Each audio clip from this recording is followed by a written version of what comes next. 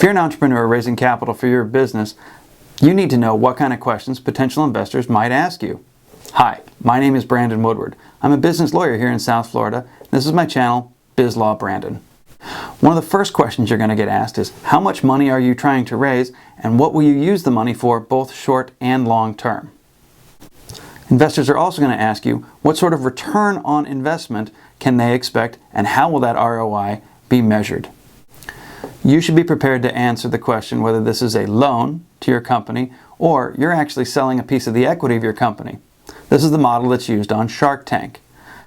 Finally, investors usually want to know what level of involvement you expect them to have in your company. Will they be silent, passive partners, or will they get a seat on your board? And will they have input into the day-to-day operations of your company?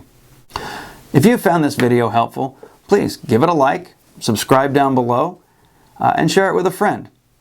Till next week, I'm Biz Law Brandon. Thank you for watching.